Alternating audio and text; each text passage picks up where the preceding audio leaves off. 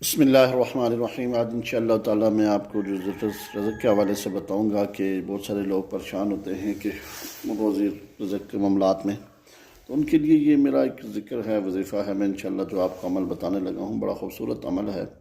اور یہ عمل کیا ہے؟ یہ آپ نے کرنا ہے یا غنیجو یا وہابو یا رزاقو، کوثر کے وہ ہے، ٹھیک ہے۔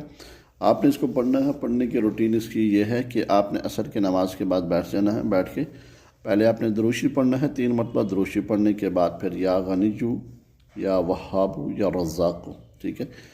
102 مرتبہ یا غنیجو کی تسبیح ہو گئی، پھر اس کے بعد یا رزاقو کی ہوگی، پھر یا وہابو کی ہوگی، ٹھیک ہے۔